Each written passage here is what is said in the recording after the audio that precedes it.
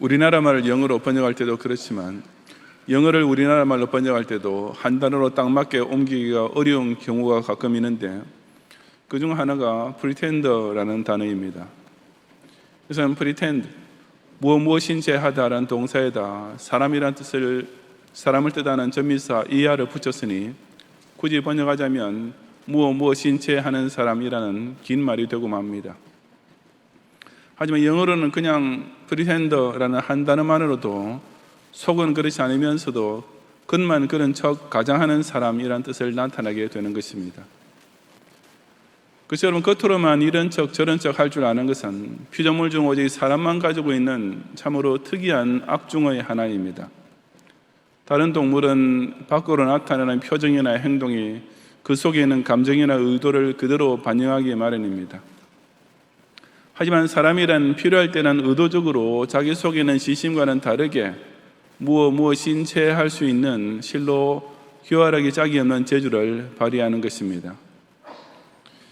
오늘 본문의 첫 문장 사랑에는 거짓이 없나니 라는 말씀은 사랑에는 거짓이 없어야 하나니 라고 번역해야 그 의미가 정확하게 전달될 수 있습니다.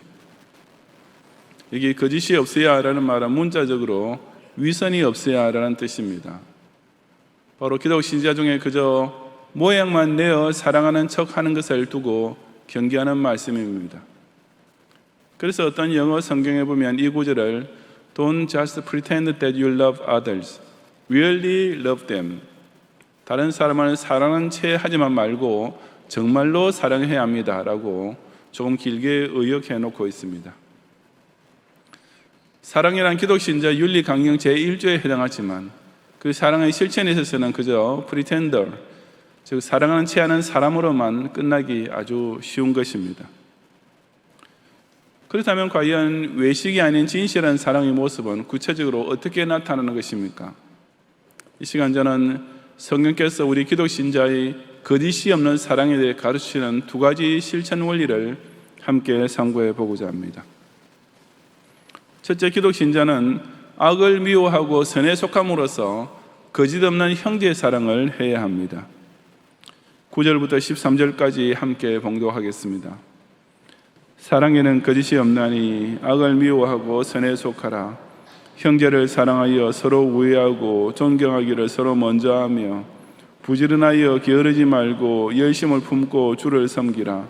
소망 중에 즐거워하며 환난 중에 참으며 기도에 항상 힘쓰며 성도들이 쓸 것을 공급하며 손 대접하기를 힘쓰라. 아멘. 거짓 없는 사랑은 우선 악을 미워하고 선에 속하는 데서 시작됩니다. 즉 악한 것은 반드시 미워하라는 명령과 선한 쪽에 확실히 서 있으라는 명령부터 순종하는 것이 바로 거짓 없는 사랑을 실천하는 첫걸음이 된다는 말입니다. 사실 사랑이라는 말로 시작되는 구절에 미워하라는 말이 금세 따라오는 것은 언뜻 보기에는 좀 이상하게 여겨질 수 있습니다. 오늘날 기독교인 중에도 적지 않은 사람들이 원수를 사랑하라는 말씀을 익히 알면서도 악을 미워하라는 말씀은 마치 성경에 없는 말씀인 것처럼 간과하고 있기 때문입니다. 또한 악한 것을 악하다고 정죄하는 것이 마치 원수를 사랑하는 명령에 위배되는 것인 줄 착각하는 것이 특히 뻔질나게 사랑만 강조하는 신자나 교회가 공이 빠져있는 크나큰 오류입니다. 하지만 결코 그렇지 않습니다. 악을 미워할 줄 모르는 가운데 그저 사랑이란 말만 값싸게 낱말하는 것이야말로 거짓된 사랑입니다. 하나님 앞에서 악한 것을 악하다고 책망하지 않고 그저 좋은 게 좋다는 식으로 사탕발림하는 것은 결코 참된 기독 신자의 사랑이 아니라는 사실을 깨달아야 합니다. 먼저 무엇이 선이고 무엇이 악인지를 정확히 구별한 후에 자기 자신은 일단 선한 쪽에 확실히 서고 나서야 비로소 아직도 악한 쪽에 있는 자를 향한 진실한 사랑도 발휘할 수 있지 않겠습니까? 10절과 11절은 9절에 종속되는 문장으로서 그처럼 자신이 먼저 선에 확실히 속하는 것이 곧 참된 성도 간의 교통과 직결된다는 사실을 설명하고 있습니다. 형제를 사랑하여 서로 우애하고 존경하는 것은 원수를 사랑할 줄은 모르고 저희들끼리만 좋아하는 속 좁은 사랑이 결코 아니라 진정 원수까지도 사랑하는 단계에 이르기 위해 반드시 먼저 거쳐야 할 필수 기본 과정입니다. 여기 우애하고라는 말은 가족애와 우정이 합쳐진 단어입니다. 즉 성도 간의 사랑은 마치 혈육의 정을 나누는 것과 같은 우애라는 뜻입니다. 교우끼리 정말 친가족처럼 서로 사랑하는 것이야말로 이웃을 내 자신같이 사랑하라는 세 계명의 제일 첫 단계입니다. 그런 사랑에는 존경하기를 서로 먼저 하는 것이 필연적으로 포함됩니다. 불신사에 있는 존경이란 주로 힘이나 돈 있는 사람을 떠받드는 것입니다. 그런 존경은 자기에게 돌아올 이익을 계산하거나 혹은 자기에게 최소한 불리한 일이 생기지 않도록 막으려는 의도에서 나오는 것이며, 그런 가족에게 또 하나의 거짓된 사랑일 뿐입니다. 하지만 신자가 서로 먼저 존경하는 것은 이처럼 아래에서 위로만 올라가는 일방적 존경이나 그냥 상대방을 높여 치켜 세워주는 외식적인 존경과는 달리 항상 자기보다 남을 낮게 여기는 존경입니다. 이런 차원 없고도 진실한 상호 존경이 실제로 어떻게 가능하겠습니까? 그것은 오직 상대방을 예수 그리스도께서 당신의 피로 값주고 사실 정도로 고귀한 존재로 인정할 때입니다. 사실 세상에서는 서로 가까운 친구 사이를 해도 존경심을 가지지 않고 그저 너무 함부로 대하다 보면 그 우정이 깨지기 쉽습니다. 그러므로 신자가 존경하기를 서로 먼저 하는 것은 성도 간의 사랑을 지켜주는 보호막과 같습니다. 11절은 이런 성도 간의 사랑이 곧 주님을 더 잘 섬기는 결과로 이어짐을 보여줍니다. 부지런하여 게으르지 말고란 문자 그대로 몸으로 열심히 섬기는 사랑을 뜻합니다. 그 다음에 열심을 품고 라는 말은 문자적으로 영적으로 뜨거운 가운데서 라는 의미인데, 다시 번역하자면 성령으로 뜨거워진 마음을 가지고 라고 할 수 있습니다. 즉 성도 간에 서로 사랑하고 우애하고 존경하는 교제를 나누게 되면 주를 섬기는 일에 있어서도 피곤해하거나 낙심하지 않고 그 열심과 열정이 함께 더욱 강렬해질 수 있는 것입니다. 이어지는 12절과 13절은 바로 그처럼 부지런하게 형제에 사랑하는 방법을 구체적으로 가르쳐줍니다. 온갖 환난을 당할 때도 넷에 대한 소망 중에 즐거워하면서 그 현재의 고통을 참으며 견인할 수 있는 것이 모든 참된 기도 신자가 공유하는 신기한 성품입니다. 물론 이런 영적 기쁨은 기도에 항상 힘쓸 때 유지될 수 있습니다. 바로 그런 심령이 밝고 명랑한 것이 다른 성도들이 쓸 것을 궁금하며 대접하는 봉사로 나타나게 될 때 그야말로 금상첨화입니다. 여기서 말하는 성도들이란 아까 나왔던 형제보다 좀 더 구체적인 명칭으로서 이런 형제 사랑의 가장 중요하고 우선적인 대상이 곧 교회 안의 성도임을 명백히 가르쳐 줍니다. 공급이란 남이 필요한 것을 나누어 주는 것을 말합니다. 손대접이라고 번역되는 말은 그냥 대접이라는 단어로서 지나가는 행위를 대접한다는 광범위한 뜻도 되겠지만, 본문의 문맥에서는 바로 성도 간에 서로 대접하는 것을 뜻합니다. 상다리가 부러질 정도로 음식이 가득해야 대접할 수 있다고 생각하는 것은 어디까지나 세속적이요 물질적으로만 보는 대접입니다. 반면에 마른 떡 한 조각만 있어도 베풀 수 있는 사랑의 대접이 있습니다. 천국의 소망을 항상 품고 그 기쁜 마음과 그 밝은 얼굴로 성도를 부지런히 돕고 나누는 것은 세상의 그 어떤 지수성찬도 전혀 따라갈 수 없는 최고의 대접이 됩니다. 우리는 다른 교인을 대할 때 어찌하든지 말을 점잖게 하고 조금이라도 상대방의 기분을 상하지 않도록 극도로 조심하는 등 상식적인 예의를 지키려고 무던히도 애를 씁니다. 물론 필요한 자세지만 그것만 신경 쓰다 보면 대부분의 교인이 사랑하는 척 하는 데만 숙달되기가 쉽습니다. 신자의 형제 사랑이란 그런 거칠의 사랑이 결코 아닙니다. 하나님께서는 우리에게 선에 속한 마음을 가지고 곁에 있는 성도부터 서로 존경하고 먼저 대접하는 진짜 사랑을 행하라고 명령하십니다. 즉 말씨나 자세로만 사랑하는 것에 그치는 것이 아니라 진심 어린 정성과 최고의 노력이 동원되는 거짓없는 사랑으로서 성도와 서로 교통하라고 하신 것입니다. 그러므로 악을 미워하는 것은 선에 속한 형제를 사랑하는 성도에게는 지극히 당연한 일입니다. 다시 말해서 악을 사랑하면서 동시에 형제도 사랑할 수는 없는 것입니다. 그것은 사랑인 채 하는 사랑, 즉 그야말로 외식적인 사랑일 뿐입니다. 같이 예수님만 구주로 믿는 성도, 함께 그리스도의 보혈을 나눈 형제의 공동체 안에서 피차 몸과 마음을 다 동원하여 주님을 섬기듯이 서로 존경하고 대접하는 이 진짜 형제 사랑을 꼭 주고받는 성도가 되시기를 바랍니다.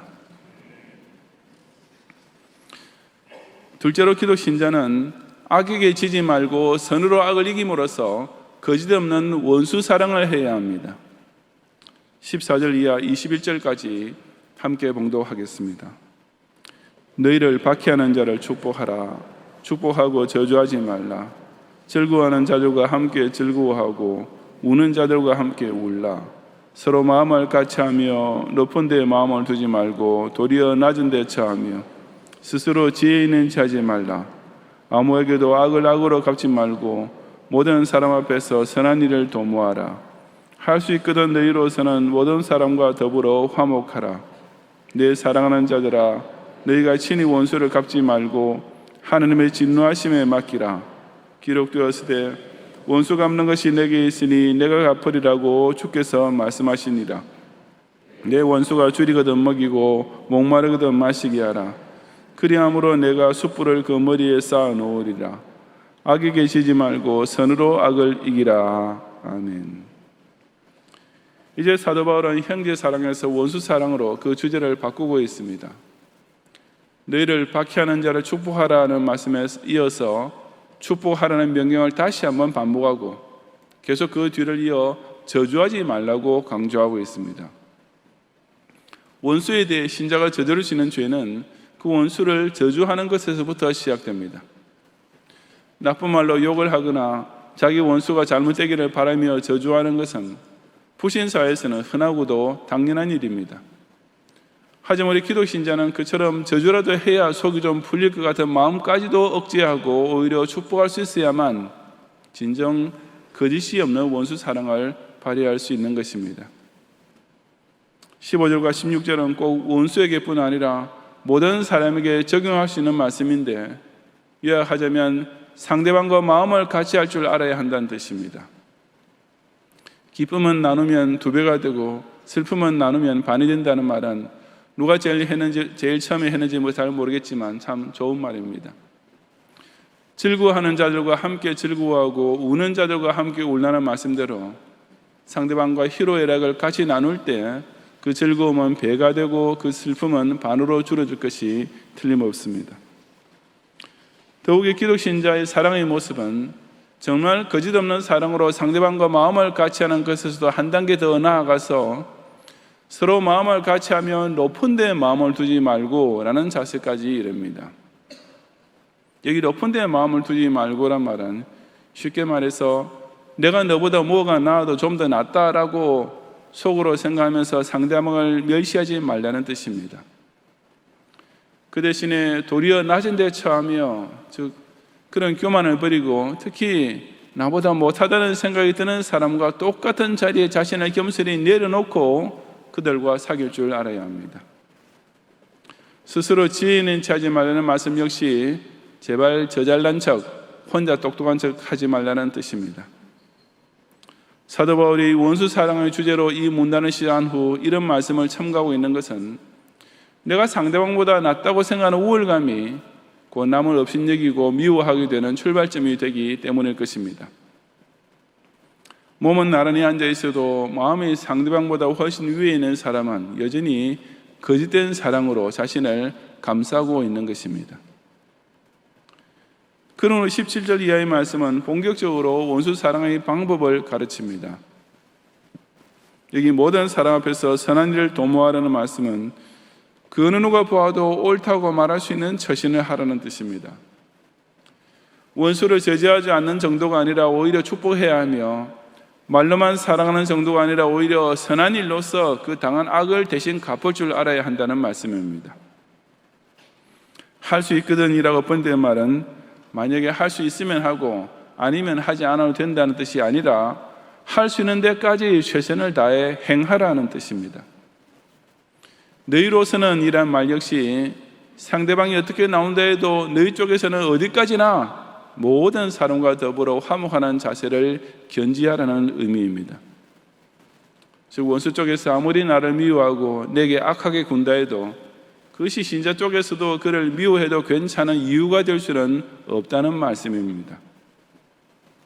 그 어떤 욕을 당하더라도 신자 쪽에서는 그저 누가 봐도 옳다고 칭찬해 줄 수 있는 선한 말과 행동으로 원수를 대해야 할 뿐입니다. 매튜 헨리라는 주석가는 이것을 두고 원수의 모욕을 유순함으로 받으면 그것은 마치 던져진 돌이 손무더기에 떨어짐과 같이 된다라고 했습니다. 선으로 악을 대하는 것이야말로 그 악을 무용지물로 만드는 충격 흡수 장치와도 같은 것입니다. 19절에 내 사랑하는 자들아 하는 말은 사랑을 입은 자들아 라고 번역할 수도 있는데, 만약 그렇다면 예수 그리스도의 사랑을 받은 자 된 것을 기억하면서 원수를 사랑하라는 뜻일 것입니다. 그처럼 이미 주님의 십자가 대속을 통해 계산할 수 없을 정도로 엄청나게 큰 사랑을 빚을 진 신자라면 결코 할 수 없는, 절대로 해서는 안 될 일이 있는데 그것이 곧 친히 원수를 갚는 것입니다. 그 대신 그것을 오직 하나님의 진노하심에 맡기라고 했습니다. 반복하여 강조한 원수 갚는 것이 내게 있으니 내가 갚으리라는 말씀은 문자적으로는 원수 갚는 일은 내 것이다 라는 말입니다. 이 일만큼은 너희가 절대로 직접 손대지 말아라. It's none of your business 라는 아주 강력한 금지 명령입니다. 악에 대한 심판은 반드시 이루어져야만 하지만 그것이 우리 자신에게 주어진 일은 결코 아닙니다. 우리 기독 신자에게 개인적으로 복수할 수 있는 권한이라는 것은 아예 주어지지 않았으며 악인에게 복수하는 것은 오로지 하나님의 전담 사역일 뿐입니다. 그렇게 원수 갚는 것을 오직 하나님께 전부 맡길 때 비로소 복수가 복수를 부르는 이 끝없는 미움과 살인의 악순환이 끊어질 수 있으며 신자의 거짓없는 사랑이 힘을 발휘할 기회가 열리게 됩니다.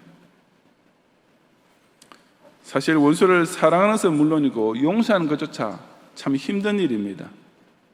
그럴 때 우리가 시도해 볼 수 있는 방법이 바로 원수가 줄이거든 먹이고 목마르거든 마시게 하는 것입니다. 즉 마음으로 용서하기 힘들면 먼저 몸으로 용서해 보려고 시도하는 것입니다. 물론 원수에게 먹이고 마시게 하는 것도 정말 절대로 주고 싶지 않은 사람, 가장 바랄 자격이 없는 사람에게 사랑을 베푸는 일이니 쉬운 일은 아닙니다.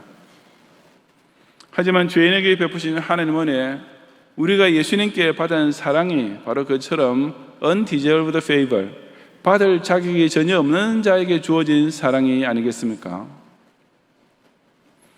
그와 같은 전혀 예상 밖의, 아니 상상도 못했던 사랑을 받게 될 때 그 원수는 마치 숯불을 그 머리에 쌓아놓은 것과 같은 처지가 됩니다. 다시 말해 그런 사랑은 원수의 머리에 아주 큰 부끄러움을 얹어주게 됩니다. 그렇게 함으로써 그 원수가 끝까지 원수로 남지 않고 오히려 회개하고 변화될 수 있는 가망성이 열리는 것입니다. 이것이 우리가 마음으로 안 될 때 몸으로라도 먼저 용서해보려 하면 일어날 수 있는 놀라운 연쇄의 반응입니다. 혹 그렇게 해도 원수가 회개하지 않는다 하더라도 일단 그런 사랑을 베풀어야만 신자 자신이 먼저 죄에서 벗어날 수 있습니다. 악에게 지지 말고 선으로 악을 이기라는 말씀이 그 뜻입니다. 복수란 원수를 해치기 이전에 먼저 자기 자신을 해치는 일입니다. 미워하고 저주하고 악으로 갚는 것은 자기 자신이 먼저 악에게 지는 것이기 때문입니다. 영어 격언에 The best revenge is living well, 잘 사는 것이 최고의 복수다라는 말이 있습니다. 학교 다닐 때 자기를 괴롭히고 때리던 친구가 있으면 나중에 그 친구보다 훨씬 잘 살게 되는 모습을 그에게 보여주는 것보다 더 통쾌한 복수는 없다는 뜻입니다. 물론 그런 복수는 같이 약을 올리거나 무슨 꾀를 써서 상대방을 괴롭힘으로써 갚는 것보다 훨씬 더 차원 높은 복수입니다. 하지만 우리 기독 신자의 복수는 거기서도 한층 더 나아갑니다. 우리는 용서하고 축복하고 기도하고 잘 대접해 주는 것이 최고의 복수다라고 아는 사람인 것입니다. 자신을 괴롭히는 사람을 대할 때, 자신이 당한 악에 대하여 복수하고자 할 때 오직 선으로 악을 이김으로써 진정 거짓없는 원수 사랑을 베푸는 성도가 되시기를 바랍니다. 성도 여러분, 본문 바로 앞에 나오는 3절부터 8절에 보면 기독 신자가 교회 생활 중에 발휘하는 여러 가지 은사가 언급되고 있습니다. 우리가 잘 아는 대로 은사는 사람마다 그 받은 바가 각자 다 다릅니다. 그런 까닭에 우리가 가르치는 달란트가 없어서 주일학교 교사가 못 되는 것이나 노래를 잘 못해서 찬양대 봉사를 하지 못하는 것은 결코 잘못이 아닙니다. 즉 예수님께서는 그런 것 가지고 우리에게 따지지는 않으시는 것입니다. 하지만 거짓없는 사랑을 실천하는 것은 모든 기독 신자가 필수적으로 소유하고 꼭 발휘해야 하는 기본 은사입니다. 그리고 이것은 예수님께서 우리 각자에게 분명히 따지실 것입니다. 왜냐하면 주님께서는 그것을 너희가 서로 사랑하라는 새 계명으로 분명히 우리에게 주셨기 때문입니다. 즉 형제를 사랑하고 원수를 사랑하는 것은 다른 은사와는 달리 모든 참된 기독 신자의 공통적 자질이요 필수적 의무인 것입니다. 사랑은 사람이 소유하고 발휘하는 본성 중에 가장 귀중한 것이지만 사람의 타락한 본성은 이것마저 거짓으로 행할 수 있습니다.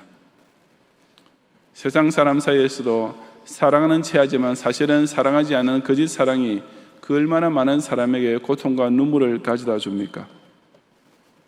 오늘도 그런 거짓 사랑에 속은 낙심과 절망감 때문에 스스로 목을 매거나 투신 자살까지 하고 있는 것입니다. 정말이지 사랑이야말로 절대로 거짓이 없어야 할 정말 진실하게 행해야 하지 않겠습니까? 악을 미워할 줄 모르고 오히려 옹호해 주는 것은 어디까지나 가식적 사랑이며 사실상 형제를 미워하는 일이 됩니다.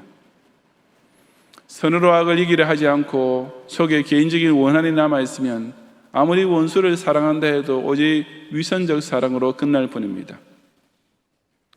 아무리 신앙생활을 오래 하고 있다 해도 그처럼 사랑인 채 하는 사랑만 가지고 있는 사람은 절대로 예수님을 진정 사랑하는 참된 신자가 아닙니다.